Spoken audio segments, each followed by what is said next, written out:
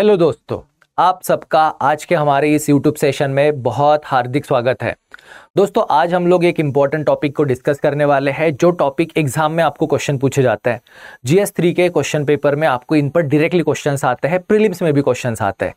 अब ये important topic है दोस्तों, डिसीजेस। जी हाँ, जितनी भी बीमारियां होती है उनके बारे में हमें एग्जाम में क्वेश्चंस आते हैं, जिनमें जो कॉमन बीमारियां जो है, जैसे कि मलेरिया हो गया, डेंगू हो गया जो मॉस्किटो से फैलती है, रेबीज हो गया, टाइफाइड हो गया, इन सब के बारे में हमें एग्जाम में बहुत बार क्वेश्चंस जो है वो पूछे जाते हैं। तो आज ऐसे ही इन डिसीजेस को हम लोग सिस्टमैटिकली स्टडी करेंगे, जो कि आपको एग्जाम के हिसाब से इंपॉर्टेंट होगा और आप मेंस में इसके बेसिस पर अपना आंसर भी लिख पाओगे। तो चलिए दोस्तों, आज के इस सेशन की हम लोग शुरुआत करते हैं। तो आज के इस सेशन की शुरुआत में सबसे पहला पॉइंट जो हमें डिस्कस करना है वो ये कि कौन सी बीमारियां एक्यूट होती है और कौन सी बीमारियों को क्रोनिक कहा जाता है। अब दोस्तों, एक्यूट और क्रोनिक, तो देखिए दोस्तों, क्रोनिक डिसीज की सबसे पहली डेफिनेशन जो आती है वो ये कि ये शॉर्ट टर्म डिसीजेस होती है, यानी ये बहुत कम समय के लिए होती है, जो बाद में क्योर भी हो जाती है। पर जो क्रोनिक बीमारियां होती है, क्रोनिक बीमारियां ऐसी होती है जो बहुत लॉन्ग टर्म तक चलती है, जो कि लाइफ टाइम तक भी चल सकती है। अब क्रोनिक बीमारियों में से जैसे अगर हम लोग बात करें तो कैंसर, ये एक क्रोनिक बीमारी है। डायबिटीज हो गया, हार्ट के इश्यूज हो गए, ब्लड प्रेशर इश्यूज हो गए, ये सारी बीमारियां कैसी है, तो ये सारी बीमारियां जो है ये है दोस्तों क्रोनिक। यानी एक बार अगर पर्सन इनसे ग्रसित हो गया तो ये बीमारियां बहुत लंबे समय तक चलती है, कई बार तो डेथ तक के ये बीमारियों का साथ जो है उस पर्सन से कभी नहीं छूटता। तो ऐसी बीमारियों को कहा जाता है क्रोनिक। अब शॉर्ट टर्म डिसीजेस कौन सी, जिन्हें हम लोग एक्यूट बीमारियां कहते हैं, तो जैसे कि मलेरिया हो गया, आप इन्फेक्टेड हो गए, आपने मेडिसिन ली, रेस्ट किया और आप उस बीमारी से रिकवर भी हो जाते हो, ये सारी हो जाती है दोस्तों एक्यूट बीमारियां, जो कि होती है शॉर्ट टर्म। अब इसी के साथ ही और एक बीमारियों का क्लासिफिकेशन आता है, उसे हम लोग कहते हैं कम्युनिकेबल डिसीज और नॉन कम्युनिकेबल डिसीज, संचारी और गैर संचारी बीमारियां। अब दोस्तों, कम्युनिकेबल डिसीज कौन सी होती है? ऐसी डिसीजेस जो एक पर्सन से दूसरे पर्सन में फैलती है। इसका बेस्ट एग्जांपल दोस्तों कोरोना। आप ही बताओ, क्या कोरोना इंसानों से कांटेक्ट में आने के बाद फैलता था? तो कोरोना हो गया। उसके बाद दोस्तों एड्स, क्या एड्स भी कम्युनिकेबल डिसीज है? इसके बारे में आप कमेंट सेक्शन में बताओगे, आने वाले सेशन में हम लोग पढ़ेंगे इसके बारे में। तो जैसे कि दोस्तों कॉलेरा हो गया, ये एक कम्युनिकेबल डिसीज है। टाइफाइड हो गया, डायरिया हो गया, ये ऐसी बीमारियां हैं जिनसे अगर आप किसी ग्रसित व्यक्ति से, किसी पेशेंट से कांटेक्ट में आते हो तो ये बीमारी आपको हो सकती है। इबोला उसी में से एक आता है, स्वाइन फ्लू भी उसी में से आता है, कोल्ड फ्लू, सर्दी खांसी बुखार, ये ऐसी बीमारियां हैं जहां पर हम लोग किसी पेशेंट से कांटेक्ट में अगर आ जाए तो ये बीमारियां हमें भी हो सकती है। अब दोस्तों टीबी भी एक कम्युनिकेबल डिसीज है, जो कि एक इन्फेक्टेड पर्सन से एक नॉर्मल पर्सन, एक हेल्दी पर्सन को भी वो बीमारी हो सकती है। तो दोस्तों ये सब हो गई कम्युनिकेबल डिसीज। अब नॉन कम्युनिकेबल डिसीज कौन सी होती है? नॉन कम्युनिकेबल डिसीज जो एक पर्सन अगर जो है, पेशेंट जो है, उसके कांटेक्ट में अगर हम आ भी जाते हैं, उसके साथ खाना खाते, उठना बैठना है, फिर भी ये बीमारी हमें नहीं होगी, ये बीमारी उस पर्सन से हमारे तरफ उसका फैलाव नहीं होगा। इन्हें हम कहते हैं नॉन कम्युनिकेबल डिसीज। अब नॉन कम्युनिकेबल डिसीज में दोस्तों एग्जांपल मान लीजिए डायबिटीज है, कि डायबिटीज वाले पर्सन के कांटेक्ट में अगर आप आ जाते हो तो ये बीमारी आपको नहीं होगी। कैंसर, ये भी नॉन कम्युनिकेबल डिसीज है। वैसे ही दोस्तों ब्लड प्रेशर हो गया, हार्ट के इश्यूज हो गए, ये सारी की सारी नॉन कम्युनिकेबल डिसीज है। तो आई होप कि आपको दोस्तों कम्युनिकेबल और नॉन कम्युनिकेबल डिसीज का जो डिफरेंस है वो समझ में आया होगा। अब दोस्तों इनकी जो एग्जाम्पल्स हमने देखे, इन्हें थोड़ा याद रखिएगा। और ये नॉन कम्युनिकेबल डिसीज और कम्युनिकेबल डिसीज के पीछे के मेन कारण क्या होते हैं? अब जो नॉन कम्युनिकेबल डिसीज है, इनके पीछे का मेन कारण होता है दोस्तों लाइफस्टाइल एक होती है, एनवायरनमेंट एक होता है, जेनेटिक्स एक होता है। अब जेनेटिक्स, जैसे कि फॉर एग्जांपल डायबिटीज जो है ये अब जेनेटिक बीमारी हो गई। अब कुछ कैंसर की ऐसी भी बीमारियां हैं जो जेनेटिक है। जेनेटिक यानी जो बीमारियां हम लोग हमारे पेरेंट्स से इनहेरिट करते हैं, जैसे कलर ब्लाइंडनेस हो गई, जो कि एक जेनेटिक बीमारी है। सिकल सेल एनीमिया जो हम लोग करंट अफेयर में पढ़ रहे हैं, ये भी जेनेटिक बीमारी है। हीमोफीलिया, ये भी जेनेटिक बीमारी है। तो दोस्तों कुछ बीमारियों को हम लोग जेनेटिक बीमारियां भी कहते हैं, जो जीन से आती है, जो हम अपने पेरेंट से इनहेरिट करते हैं। तो करंट अफेयर में जो बीमारियां हैं जो हमें एग्जाम के लिए इंपॉर्टेंट है, क्योंकि गवर्नमेंट ने इनके लिए बजट में एलोकेशन भी किया है, करंट अफेयर में भी पढ़ते हैं हम लोग। तो ऐसी कुछ बीमारियां जैसे कि सिकल सेल एनीमिया, हीमोफीलिया, और दोस्तों अभी एक सर्विकल कैंसर भी आया था। तो इन सारी बीमारियां जो है ये भी नॉन कम्युनिकेबल है। अब एनवायरमेंटल यानी पोल्यूशन से होने वाली बीमारियां, लंग्स वाले पार्टिकुलेट मैटर के वजह से, पोल्यूटेड एयर के वजह से जो बीमारियां होती है। लाइफस्टाइल, आपकी जो डाइटरी प्रैक्टिसेस है, एक्सरसाइज करते हो नहीं करते हो, प्रॉपर नींद लेते हो नहीं लेते हो, जो स्ट्रेस है, मेंटल हेल्थ इश्यूज है, उनके वजह से जो भी बीमारियां, जो भी फिजिकल इम्पैक्ट क्रिएट करके बीमारियां होती है वो सारी की सारी आती है नॉन कम्युनिकेबल में। पर कम्युनिकेबल बीमारियों की अगर बात करें, कम्युनिकेबल बीमारियां जो एक पर्सन से दूसरे पर्सन में स्प्रेड होती है। अब दोस्तों इन कम्युनिकेबल बीमारियों में जो फैलाव जो होता है वो किस तरह से हो सकता है, उसके लिए कौन कौन जिम्मेदार हो सकता है। जैसे दोस्तों यहाँ पर वाटर, एयर, हवा और पानी, इनसे भी ये बीमारियां फैल सकती है। जैसे कि हमने देखा था कोरोना, कोविड-19 जो था। अब दोस्तों कोविड-19 के इसमें आप लोगों ने एक टर्म सुनी थी, ब्रेक द चेन। कोविड-19 जब हुआ था तब हम लोग एक टर्म सुन रहे थे, ब्रेक द चेन। अब ये ब्रेक द चेन किस लिए था? क्योंकि अगर आप कोविड इन्फेक्टेड पर्सन के कांटेक्ट में आओगे तो ये बीमारी फैलेगी। अब इसमें मेन ट्रांसमिशन जो हो रहा था वो एयर के वजह से हो रहा था। अब दोस्तों वैसे ही टीबी जो बीमारी है ये खांसने से, हवा से फैल सकती है, ये भी एयर से फैल सकती है। वैसे ही ऐसी कुछ बीमारियां हैं जो कि पानी से, गंदे खाने की वजह से भी फैलती है। जैसे पानी वाली बीमारी का एग्जाम्पल अगर हम लोग याद रखेंगे तो दोस्तों वो है कॉलेरा। कॉलेरा है आपका, डायरिया है, कॉलेरा, डायरिया, टाइफाइड, पोलियो, ये बीमारियां जो है ये पानी से, गंदे खाने से भी फैल सकती है। उसके साथ दोस्तों ये तो एक तरीका हो गया बीमारियां फैलने का।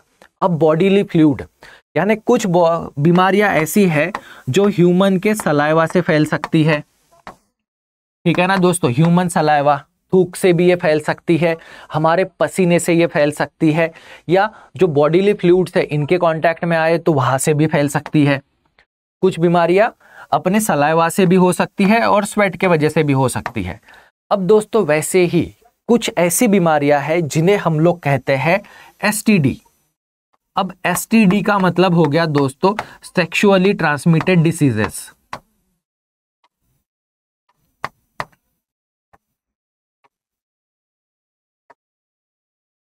अब सेक्सुअली ट्रांसमिटेड डिसीजेस ये ऐसी बीमारियां हैं जो सेक्सुअल रिलेशन, सेक्सुअल इंटरकोर्स या सेक्सुअल कांटेक्ट की वजह से फैलती है। जिसकी कॉमन एक बीमारी जो है जो आप सबको पता है, उसका भी एक एग्जांपल देख लो। उसका एक एग्जांपल है दोस्तों एड्स। उसका एक एग्जांपल है एड्स हो गया, सिफिलिस हो गया, गोनेरिया हो गया, हेपेटाइटिस बी, हेपेटाइटिस सी, ये ऐसी बीमारियां हैं जो सेक्सुअली ट्रांसमिट हो सकती है। तो ये ऐसे अलग अलग मॉड है जिनसे बीमारियां एक पर्सन से दूसरे पर्सन तक फैलती है। ये सारे के सारे एग्जाम्पल हो गए दोस्तों नॉन कम्युनिकेबल डिसीजेस के। अब इनमें और एक रोल भी प्ले करते हैं, वो है दोस्तों इंसेक्ट और एनिमल्स। इंसेक्ट और एनिमल भी इसमें रोल प्ले करते हैं। अब एनिमल की अगर बात करें, अगर हम लोग अभी यहाँ पर एनिमल की बात करें कि कोई बीमारी कैसे फैल सकती है, तो एनिमल में दोस्तों डॉग्स आते हैं, कैट भी आएंगे, बैट्स भी आएंगे। अब डॉग से फैलने वाली एक फेमस बीमारी है जो हमें एग्जाम में पूछी जाती है और जिसके बारे में आपको डायरेक्ट क्वेश्चन भी आते हैं जो आप एग्जाम में लिखोगे भी। तो दोस्तों एनिमल से जो बीमारी फैलती है उसका नाम है रेबीज। रेबीज बीमारी है। अब प्लेग में दोस्तों एनिमल भी मेजर रोल प्ले करते हैं उसको स्प्रेड करने में। अब बैट से ही तो हमें कोरोना वायरस वगैरह बीमारियां हुई थी। बर्ड फ्लू, उसके नाम में ही लिखा है कि वो बर्ड के वजह से वो बीमारी फैल सकती है। एंथ्रैक्स, ये ऐसी बीमारी है जो जानवरों से ह्यूमंस में आई है। वैसे ही दोस्तों फ्लाइज है, वॉर्म्स है, इनके थ्रू भी बीमारियां फैलती है। तो दोस्तों ऐसी बीमारियां जो पहले सिर्फ जानवरों को हुआ करती थी, ओके, ऐसी बीमारियां जो सिर्फ और सिर्फ पहले एनिमल्स को होती थी और बाद में ये बीमारियां जो है ये म्यूटेट होके जंप हो गई ह्यूमंस पे। ओके, इन्होंने क्या किया, जंप किया ह्यूमंस पे, म्यूटेट हो गए। मतलब जो बीमारियां पहले सिर्फ जानवरों को होती थी, पर उन्होंने जेनेटिक म्यूटेशन किया और वो बीमारियां ट्रांसफर होकर अब वो ह्यूमंस को भी इंपैक्ट करती है, ह्यूमंस को भी वो बीमारियां होती है। ऐसी बीमारियों को हम लोग कहते हैं दोस्तों ज़ूनोटिक बीमारी। ओके, ज़ूनोटिक बीमारी कहते हैं ऐसी बीमारियां जो पहले सिर्फ एनिमल्स को होती थी, अब वो इंसानों को भी होने लग गई। उसका बेस्ट एग्जाम्पल जो अभी हमने एक्सपीरियंस किया था वो था कोविड-19 दोस्तों। कोविड-19 पहले सिर्फ ये बैट को इन्फेक्ट करते थी, पर कोरोना का जब इन्वेंशन हुआ तब ये ह्यूमंस को इन्फेक्ट करने लगी।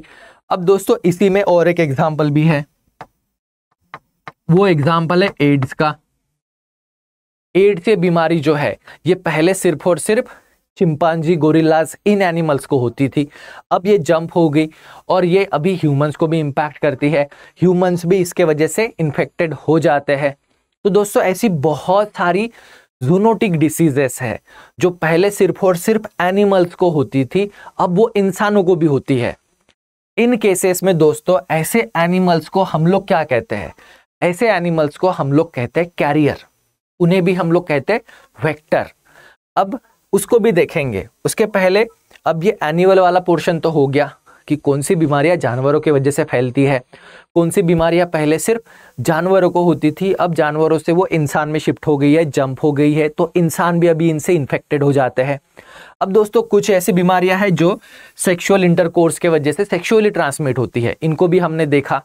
अब दोस्तों ऐसी भी कुछ बीमारियां हैं जो ब्लड टू ब्लड कांटेक्ट में आने से होती है, ब्लड टू ब्लड कांटेक्ट, फिर वो ब्लड ट्रांसफ्यूजन के टाइम पर हो, ब्लड डोनेशन के टाइम पर हो, या जो डॉक्टर सिरिंज यूज करते हैं उसके टाइम पर हो, या शेविंग करते वक्त जो ब्लेड आप यूज करते हो उसके वजह से हो, या किसी एक्सीडेंटल इंजरी में किसी दूसरे पर्सन का ब्लड का कांटेक्ट आपकी किसी इंजरी से आपके ब्लड से कांटेक्ट में आ गया, तो ये ब्लड से भी बहुत सारी डिसीजेस फैलती है। उसके अलावा दोस्तों स्वेट से हमने देखा, टच, स्किन को टच करने से है, बहुत सारे एनिमल को खाने के वजह से, अंडा या पोल्ट्री को खाने के वजह से, इन्फेक्टेड एनिमल को खाने की वजह से भी बीमारियां फैलती है। तो दोस्तों ये इतने सारे मॉड है जिनसे एक बीमारी एक पर्सन से दूसरे पर्सन तक फैल सकती है, और ऐसी बीमारियों को हम कहते हैं कम्युनिकेबल डिसीजेस, जो एक पर्सन से दूसरे पर्सन को हो सकती है। अब दोस्तों बहुत सारी डिसीजेस है और हर डिसीज का फैलने का अपना अपना एक तरीका होता है, अपना अपना एक मॉड होता है। तो यही हमें थोड़ा सा अच्छे से याद रखना होता है कि टीबी जो है वो एयर से फैलेगी, वैसे ही दोस्तों डायरिया हो गया, कॉलेरा हो गया, ये पानी से और गंदे खाने से फैलेंगे। एड्स जो है ये सेक्सुअल इंटरकोर्स के वजह से या सेक्सुअल कांटेक्ट के वजह से फैलेंगे। हेपेटाइटिस बी, हेपेटाइटिस सी जो है ये सेक्सुअल इंटरकोर्स के साथ साथ जो ब्लड टू ब्लड कांटेक्ट आएगा उसके वजह से भी फैल सकती है। ऐसी बीमारियों को हमें थोड़ा सीरियसली पढ़ना है जो हमें एग्जाम में पूछे जाते हैं। अब दोस्तों ये तो हमने देख लिया ट्रांसमिशन वाला, अब हमें यहाँ पर एक टर्म देखनी है कि हमें जो बीमारियां होते हैं उसके लिए जिम्मेदार कौन होता है, जिसे हम लोग हिंदी में कहते हैं दोस्तों रोगजनक। ओके, जिन्हें हम लोग हिंदी में कहते हैं रोगजनक, और इंग्लिश में हम लोग इन्हें कहते हैं दोस्तों पैथोजेन। इंग्लिश में जिन्हें हम लोग कहते हैं पैथोजेन, रोगजनक। ये ऐसे कुछ माइक्रो ऑर्गेनिजम्स है जिनके वजह से हमें बीमारियां होती है। अब बेसिकली बीमारी मतलब क्या होगा, डिसीज मतलब क्या होगा? तो दोस्तों जब भी बीमारी होती है, डिसीज होती है, तो वो क्या करते हैं, वो पर्टिकुलरली कोई भी बीमारी जो है या डिसीज जो है ये क्या करती है, कोई भी बीमारी या डिसीज हमारे पर्टिकुलर ऑर्गन को डैमेज करेगी।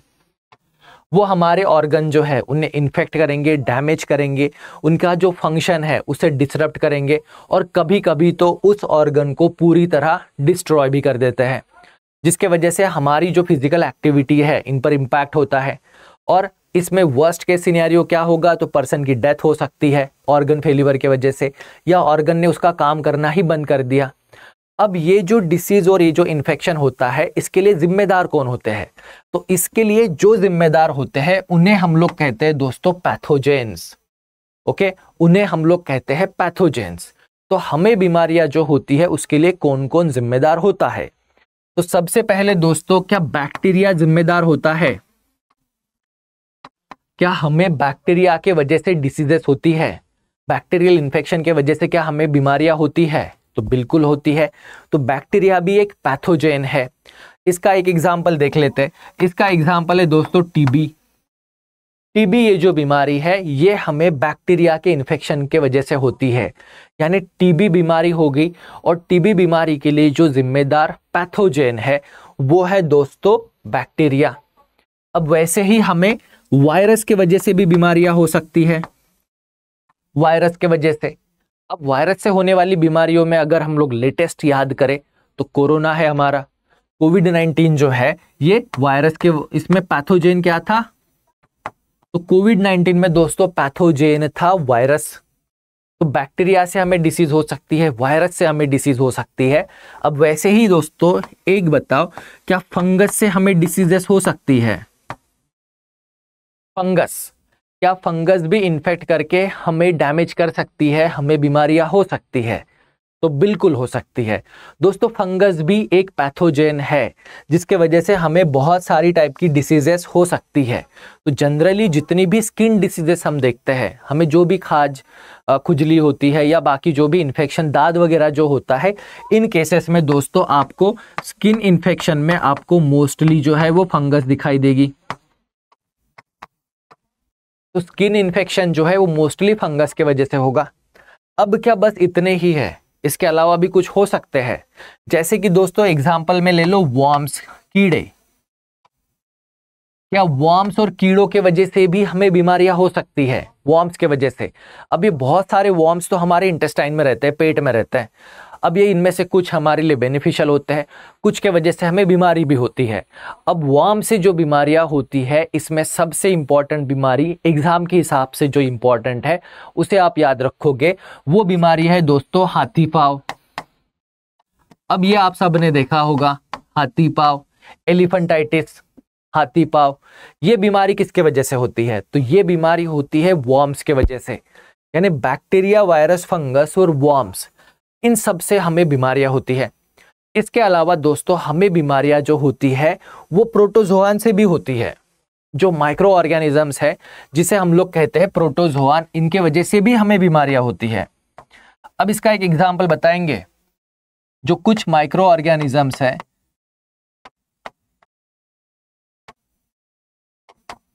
इनमें सबसे इंपॉर्टेंट जो आता है वो है दोस्तों प्रोटोजोआन। अब प्रोटोजोआन है, इनके वजह से भी हमें बहुत सारी बीमारीज होती है। अब रिसेंटली देखो, आपने करंट अफेयर में अमीबा के बारे में पढ़ा होगा, ब्रेन ईटिंग अमीबा करके। ब्रेन ईटिंग अमीबा जिसके वजह से केरला में बहुत डेथ हुई है, ब्रेन ईटिंग अमीबा।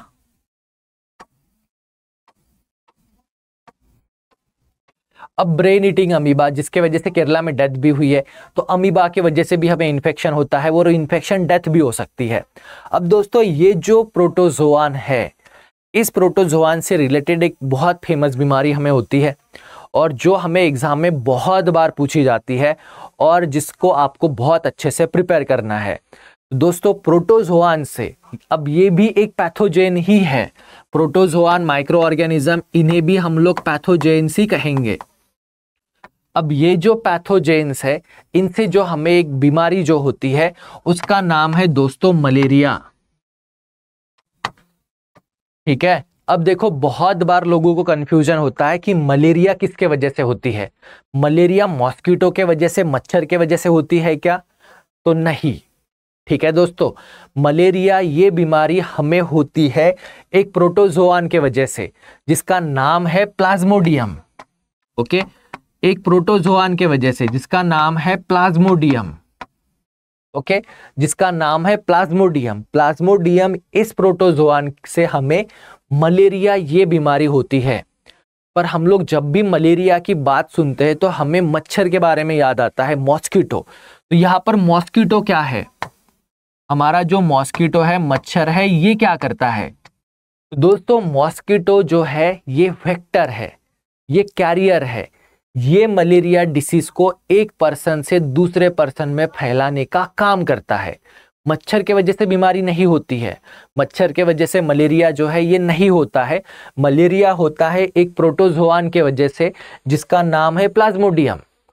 अब ये जो मॉस्किटो जो है, ये मॉस्किटो दोस्तों वेक्टर है, ये उसको फैलाने का काम करता है, वेक्टर कैरियर।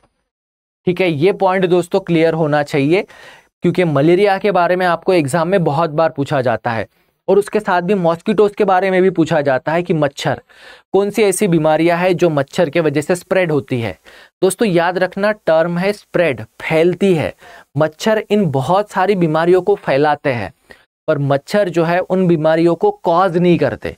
मच्छर के वजह से वो बीमारी हमें नहीं होती, मच्छर एक पर्सन से दूसरे पर्सन में वो बीमारी को फैलाता है। उस बीमारी का जो मूल कारण जो होता है, जो पैथोजेन है, तो मलेरिया में पैथोजेन दोस्तों है प्रोटोजोआन प्लाज्मोडियम। तो आई होप कि इतना आपको दोस्तों समझ में आया होगा। तो अब दोस्तों हमें देखना है एग्जाम के हिसाब से जो चीजें हमें इंपॉर्टेंट है, जो हमें एग्जाम में पूछी जाती है, कि कौन सी ऐसी बीमारियां है जो हमें सीरियसली होती है और कौन से ऐसे इन्फेक्शन एजेंट है जिनके वजह से बीमारियां होती है। तो दोस्तों हमें बीमारियां जो है वायरस के वजह से भी होती है, ओके, वॉर्म से भी होती है जिसका नाम हेलमिंथ है, प्रोटोजोआन से भी होती है, प्रोटोजोआन में आप याद रखोगे प्लाज्मोडियम को, और दोस्तों बैक्टीरिया के वजह से भी होती है, फंगस के वजह से भी होती है। तो ऐसे ये डिफरेंट टाइप्स के पैथोजेन्स होते हैं, इन्फेक्शियस एजेंट होते हैं जिनसे हमें बीमारी होती है। अब हमें एग्जाम के लिए कुछ इंपॉर्टेंट बीमारियों को याद रखना है, जैसे कि वॉर्म्स से कौन सी बीमारी होती है। अगर ये आपको पूछा जाए तो वॉर्म से दोस्तों हमें बीमारी होती है एलिफेंटाइटिस। अब ये जो एलिफेंटाइटिस है, इस एलिफेंटाइटिस को ही हम लोग कहते हैं हाथी पाँव। ओके, ये आप सबने देखा भी होगा। अब दोस्तों आपके लिए क्वेश्चन है, क्वेश्चन का आंसर समझ के बताना, कमेंट सेक्शन में जरूर बताना। क्वेश्चन का आंसर, क्वेश्चन ये है कि ये जो हाथी पाँव हेलिपेंटाइटिस जो बीमारी है, ये एक्यूट है या क्रोनिक है। एक्यूट का हमने देखा शुरू में ही, एक्यूट मतलब शॉर्ट ड्यूरेशन के लिए, आप बीमार हो जाओगे, आप मेडिसिन लोगे तो आप क्योर हो जाते हो, वो एक्यूट हो गई। पर क्रोनिक कौन सी, जो बीमारी लॉन्ग टाइम तक चलेगी, लाइफ टाइम तक चलेगी, जिससे जो डैमेज हुआ है वो डैमेज कभी रिकवर नहीं होगा। तो अगर किसी पर्सन को हाथी पाँव हो जाता है तो क्या वो पर्सन नॉर्मल बन जाता है या लाइफ टाइम उसका पाँव वैसा ही रहेगा। तो दोस्तों ये भी बताना है कि हाथी पाँव एलिफेंटाइटिस ये एक्यूट डिसीज है या क्रोनिक डिसीज है। ओके, तो दोस्तों वॉर्म्स के वजह से एलिफेंटाइटिस, इसे याद रखना है, एक इंपॉर्टेंट। दूसरा प्रोटोजोआन। ओके, प्रोटोजोआन जो अभी हमने देखा, पैरासाइट जो होते हैं, प्रोटोजोआन जो होते हैं, प्रोटोजोआन से कौन सी बीमारियां होती है, तो प्रोटोजोआन से हमें बीमारी होती है मलेरिया। और मलेरिया में दोस्तों इंपॉर्टेंट कौन से पॉइंट याद रखना है कि मॉस्किटो जो है, मच्छर जो है, वो वेक्टर है, वो कैरियर है, वो इस बीमारी को एक पर्सन से दूसरे पर्सन तक फैलाने का काम करता है सिर्फ। तो मॉस्किटो के केस में मॉस्किटो क्या है, वेक्टर है, कैरियर है। अब दोस्तों दूसरी बीमारी जो प्रोटोजोआन के वजह से होती है वो है काला आजार। और ये तीनों बीमारियां एक्चुअली, मलेरिया लो, काला आजार लो, एलिफेंटाइटिस, हाथी पाँव लो, ये आपको एग्जाम में पूछी जाती है डिटेल में। तो उसके लिए दोस्तों इन्हें अच्छे से प्रिपेयर करना है। अब दोस्तों फंगस से कौन सी बीमारियां होती है, तो फंगस से हमें बहुत सारे टाइप्स के डिफरेंट इन्फेक्शंस होते हैं। अब ये इन्फेक्शन मोस्टली स्किन इन्फेक्शन भी होते हैं, लंग्स में भी इन्फेक्शन हो सकते हैं, आपको दमा भी हो सकता है, अस्थमा भी हो सकता है। इनके पीछे मेन रीजन जो होता है वो फंगस। हाँ दोस्तों, दमा, अस्थमा, इसके पीछे का मेन कारण जो होता है वो फंगस होता है। अब बैक्टीरिया वाली कौन सी डिसीजेस है, तो बैक्टीरिया वाली सबसे इंपॉर्टेंट तो हमने देख ली, कॉलरा है। उसके बाद दोस्तों टाइफाइड है और टीबी ये बैक्टीरिया के वजह से होती है। तो बैक्टीरिया भी है, कॉलेरा भी है, टाइफाइड भी है।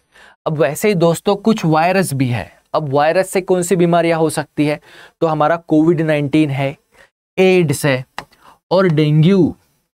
ठीक है दोस्तों, ये पॉइंट याद रखना है। देखो मलेरिया जो है वो प्रोटोजोआन के वजह से होता है, प्लाज्मोडियम के वजह से होता है, पर डेंगू जो है ये वायरस के वजह से होती है। अब डेंगू को भी फैलाने में मॉस्किटो ही मेजर रोल प्ले करते हैं और मलेरिया को फैलाने में भी मॉस्किटो यानी मच्छर ही मेजर रोल प्ले करता है। तो मच्छर ये कैरियर है और मच्छर प्रोटोजोआन वाली डिसीज को भी फैलाते हैं और उसके साथ साथ वो वायरस वाली बीमारियों को भी फैलाते हैं। अब दोस्तों जो हमें कॉमन सर्दी खांसी होती है, बुखार होता है, ये किसके वजह से होता है? तो कॉमन जो हमें सर्दी खांसी होती है, बुखार होता है, इसके लिए भी रिस्पॉन्सिबल है दोस्तों वायरस। इसलिए देखो टर्म आप न्यूज़पेपर में पढ़ते हो कि वायरल फीवर शुरू है, वायरल इन्फेक्शन शुरू है। जब भी सीज़न चेंज होते हैं ना, जैसे अभी जैसे देखो समर शुरू हो गया है, विंटर से समर का ट्रांजिशन, जब समर से बारिश का ट्रांजिशन होगा उस टाइम पे देखो हमें सर्दी खांसी फ्लू, इनका पूरे ऐसे एक सीज़न होता है। तो ये जो वायरल इन्फेक्शन हम बोलते हैं, इनके पीछे रीज़न होता है वायरस। ठीक है दोस्तों, अब हम लोग इसमें से एक एक करके सबको पढ़ेंगे। अब एक एक करके इन सबको पढ़ेंगे और उसमें एग्जाम के लिए जो इंपॉर्टेंट बीमारियां हैं उन्हें पहले पढ़ेंगे बहुत अच्छे से। तो दोस्तों सबसे पहला पॉइंट मॉस्किटो। ओके, तो मलेरिया। तो दोस्तों मलेरिया, इस बीमारी में पैथोजेन कौन है? मलेरिया में जो इन्फेक्शियस एजेंट है उसका नाम क्या है? तो मलेरिया को कॉज करने वाले इन्फेक्शियस एजेंट होते हैं प्रोटोजोआन। ओके, और इस प्रोटोजोआन का नाम क्या है? प्रोटोजोआन। अब दोस्तों इन प्रोटोजोआन का नाम क्या है? तो इस प्रोटोजोआन का नाम है प्लाज्मोडियम। Okay, Plasmodium. और प्लाज्मोडियम की में भी दो पर्टिकुलर स्पेसीज है जिनको नाम हमें याद रखना है। प्लाज्मोडियम एक फैल्सिक्रम और दूसरा वीवैक्स। प्लाज्मोडियम ये प्रोटोजोआन है जिसके वजह से हमें मलेरिया होता है। जो हमारा प्लाज्मोडियम जो है, प्लाज्मोडियम की दो इंपॉर्टेंट स्पेसीज है, एक है फैल्सिक्रम और दूसरा है वीवैक्स। इन दोनों को अच्छे से याद रखना है। अब ये मलेरिया फैलता कैसे है, इसका ट्रांसमिशन कैसे होता है, एक पर्सन से दूसरे पर्सन तक की बीमारी फैलती कैसे है? हवा से, पानी से, खाने से? बिल्कुल नहीं। ये बीमारी को फैलाने में मेजर रोल प्ले करते हैं मच्छर, मॉस्किटो, जिन्हें हम लोग वेक्टर कहते हैं। अब दोस्तों मॉस्किटोज की भी तो बहुत सारी स्पेसीज है। तो मलेरिया को स्प्रेड करने के लिए जो मॉस्किटो, जो मच्छर की स्पेसीज रिस्पॉन्सिबल है, उसका नाम है एनाफिलस। ठीक है दोस्तों, एनाफिलस इस मच्छर की जो फीमेल है वो मलेरिया को फैलाती है। मलेरिया जिसे एक प्लाज्मोडियम करके जो प्रोटोजोआन है वो कॉज करता है। प्लाज्मोडियम में भी फैल्सिक्रम और वीवैक्स, इनके वजह से मलेरिया होता है। पर ये मलेरिया को एक पर्सन से दूसरे पर्सन तक फैलाने का काम, ट्रांसमिशन का काम कौन करता है? तो एनाफिलस मॉस्किटो। एनाफिलस मॉस्किटो में भी फीमेल एनाफिलस मॉस्किटो। अब दोस्तों और एक दूसरा इंपॉर्टेंट क्वेश्चन, क्या मलेरिया के लिए हमारे पास वैक्सीन है? अब ये क्वेश्चन इंपॉर्टेंट है क्योंकि ये करंट अफेयर से आता है, पिछले 6-8 महीने के, एक साल के करंट अफेयर से आता है। तो दोस्तों एक साल में, लास्ट एक साल में मलेरिया के खिलाफ वैक्सीन को डेवलप किया गया है। अब इसकी फंडिंग भी WHO ने ही दी थी और WHO ने इस वैक्सीन को इंट्रोड्यूस कर दिया है अफ्रीका में। तो दोस्तों अब याद रखना है कि मलेरिया के खिलाफ हमारे पास वैक्सीन अवेलेबल है और उसका नाम भी थोड़ा सा याद रखना है, मॉस्क्यूरिक्स। ओके, मॉस्क्यूरिक्स ये मलेरिया की वैक्सीन है। तो अभी मलेरिया के खिलाफ हमारे पास वैक्सीन अवेलेबल है।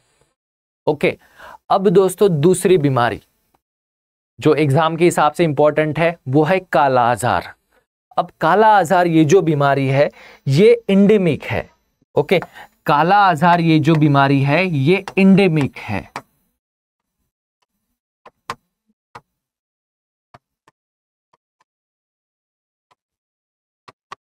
काला आजार जो बीमारी है ये इंडेमिक है, यानी ये भारत में पाई जाती है।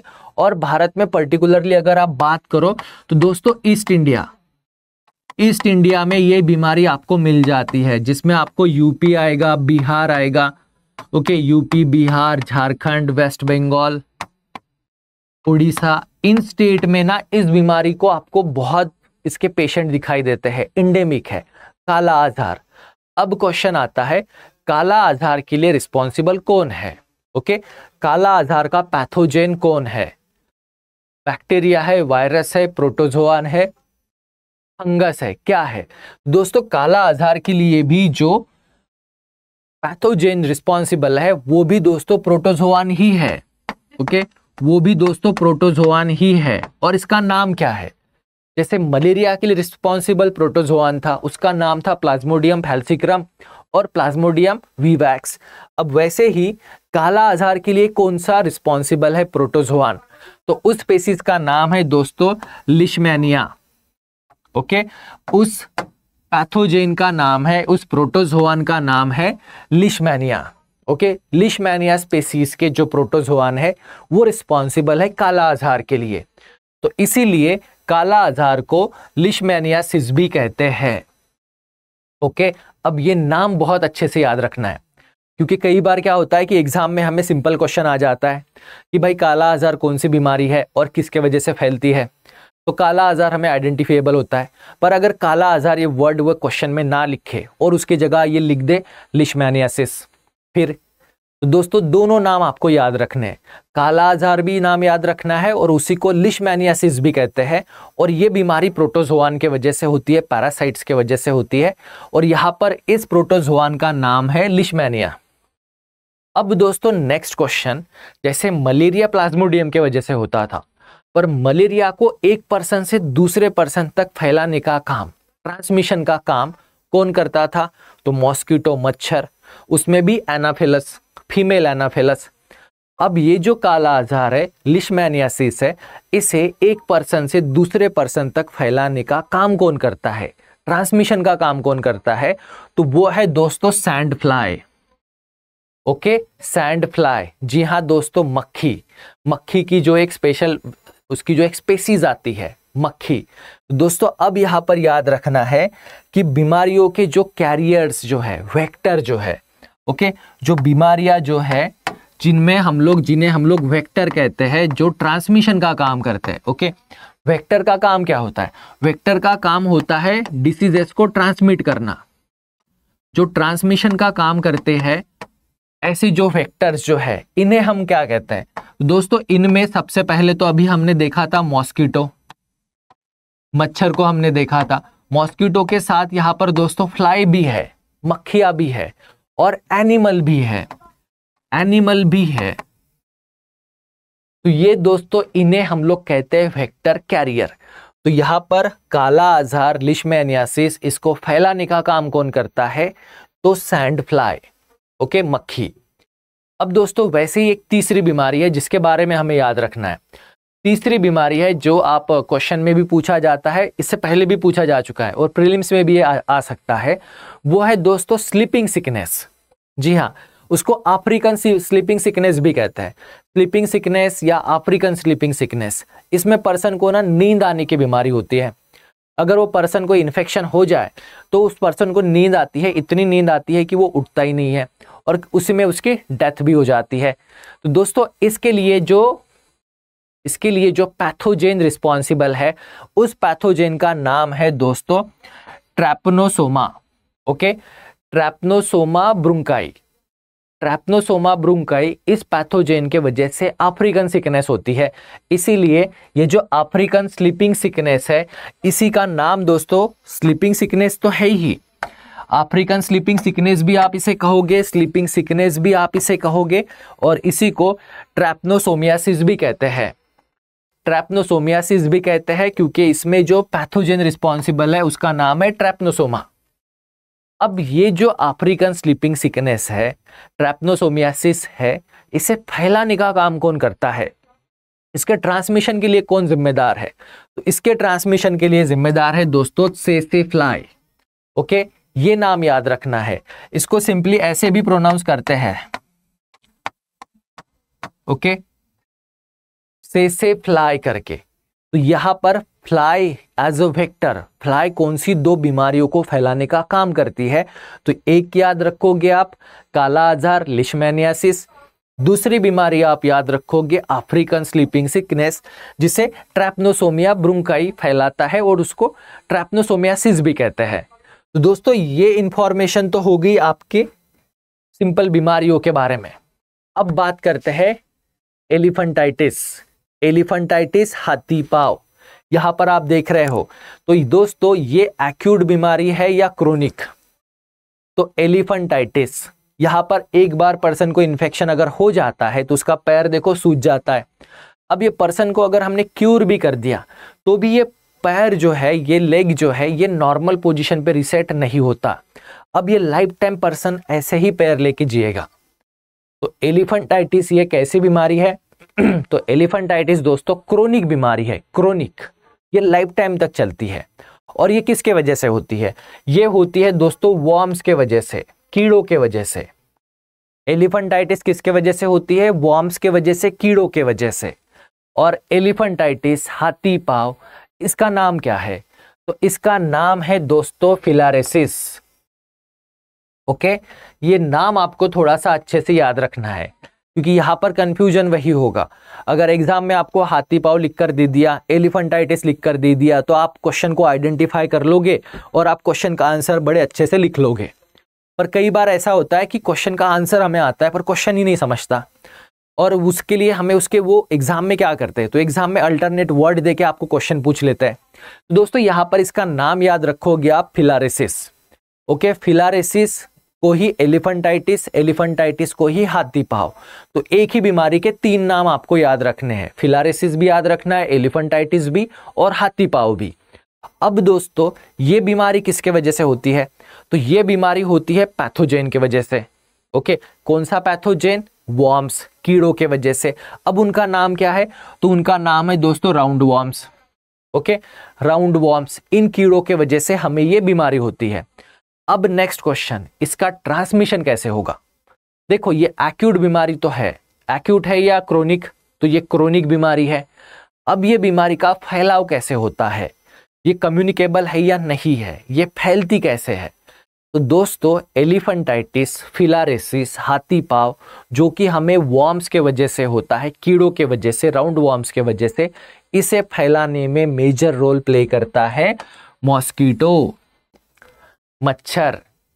तो दोस्तों मॉस्किटो कौन सी बीमारियां फैलाता है? मच्छर। तो मच्छर एक पैरासाइट वाली, प्रोटोजोआन वाली, प्लाज्मोडियम वाली कौन सी बीमारी? मलेरिया को भी फैलाता है, जिसमें वो प्लाज्मोडियम इस पैथोजेन को से स्प्रेड होती है।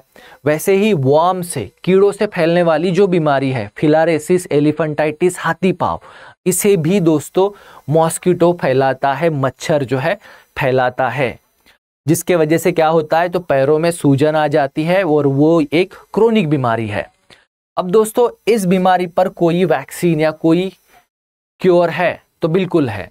इस बीमारी के लिए दोस्तों बस आपको ये 2 टैबलेट लेने होते हैं। ये 2 टैबलेट लेने होते हैं, गवर्नमेंट हॉस्पिटल में ये बहुत फ्री में भी मिल जाते हैं। तो ये 2, इनके नाम थोड़े अच्छे से याद रखने हैं एग्जाम में, अगर आपको क्वेश्चन आ जाता है एलिफेंटाइटिस के बारे में। तो दोस्तों एलिफेंटाइटिस किसके वजह से होती है, कैसे होती है, फैलती कैसे है? तो ये सब हो गया दोस्तों हमारा एलिफेंटाइटिस। और यहीं पर आपको 2 डिसीज मिल गई जो मॉस्किटो के वजह से फैलती है, क्योंकि कई बार एग्जाम में ये क्वेश्चन पूछा गया है कि मॉस्किटो को वजह से कौन सी बीमारियां फैलती है, उनके बारे में बताओ करके। तो अब ये मॉस्किटो कैरियर है, वेक्टर है, ये बीमारियों को फैलाने का काम करता है। तो इसमें दोस्तों आपने देख लिया एलिफेंटाइटिस के बारे में। अब वैसे ही एक बीमारी है जिसके बारे में हम लोग देखेंगे, तो वो है दोस्तों मच्छरों से कौन सी बीमारियां फैलती है। ओके, मच्छरों से कौन सी बीमारियां फैलती है, और उसमें जो मॉस्किटोज जो है, मच्छर है, इनकी कौन सी स्पेसीज रोल प्ले करती है, उसको समझते हैं। दोस्तों अभी तक के हमने जो भी पढ़ा उसके बेसिस पर एनाफिलस मॉस्किटो, ओके, अभी तक के जो भी पढ़ा हमने उसके बेसिस पर Anopheles mosquito, female Anopheles mosquito कौन सी बीमारी फैलाती है? तो फीमेल एनाफिलस मॉस्किटो बीमारी फैलाती है मलेरिया। मलेरिया जो है ये एनाफिलस मॉस्किटो स्प्रेड करता है। और मलेरिया में पैथोजेन कौन है? तो मलेरिया में जो पैथोजेन है वो है प्लाज्मोडियम। ओके, प्लाज्मोडियम जो कि एक प्रोटोजोआन है। अब मॉस्किटो क्या वॉर्म्स से भी डिसीज फैलाते हैं? ठीक है ना दोस्तों, जैसे अभी यहां पर हमने देखा कि इन्होंने कौन सी डिसीज फैलाई, प्रोटोजोआन वाली, तो वॉर्म्स वाली भी डिसीज फैलाते हैं, जिसका एग्जांपल अभी हमने देखा फिलारेसिस, एलिफेंट पाव, एलिफेंटाइटिस, हाथी पाव। यहाँ पर वॉर्म्स, इसे भी मॉस्किटो ही फैला रहे थे। अब मॉस्किटो वायरल डिसीज फैलाते हैं क्या? तो यस।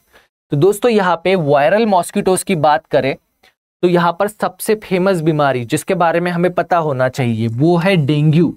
अब दोस्तों डेंगू ये किसके वजह से होती है?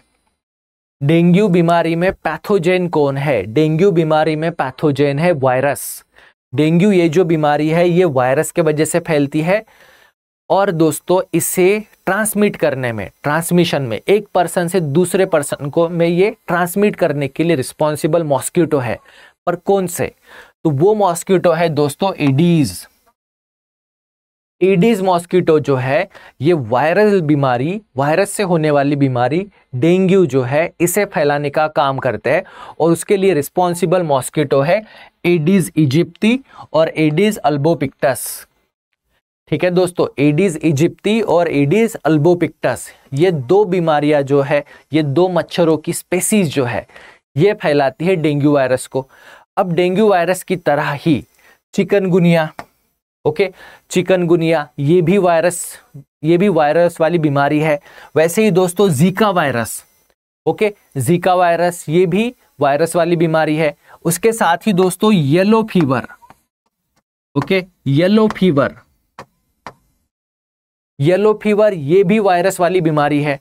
अब ये चारों बीमारियों को फैलाने के लिए रिस्पॉन्सिबल कौन है? इन चारों बीमारियों को फैलाने के लिए रिस्पॉन्सिबल है मॉस्किटो, मच्छरों की एक स्पेसीज जिसका नाम है एडीज इजिप्टी और एडीज अल्बोपिक्टस।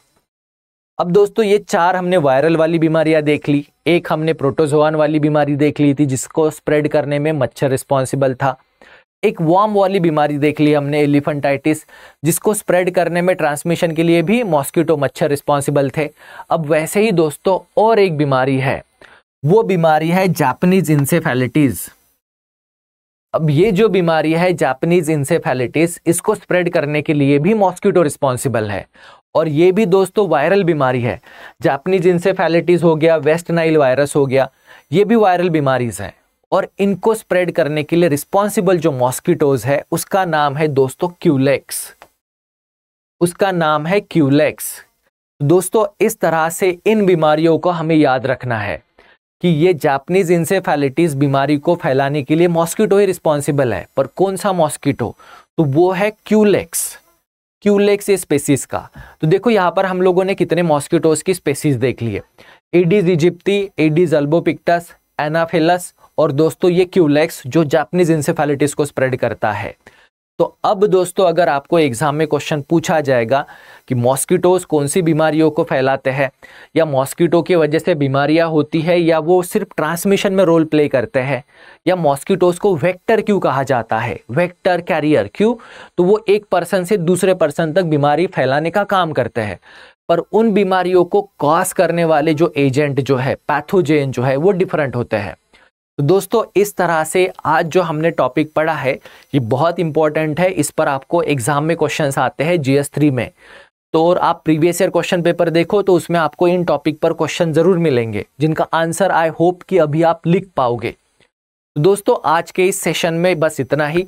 अगले सेशन में फिर मिलेंगे जहां पर हम लोगों ने लास्ट सेशन में जो मैंने आपको प्रॉमिस किया था जेनेटिक्स डिसीज वाला, जीन्स वाला, जीन एडिटिंग वाला, उस टॉपिक को डिस्कस करेंगे।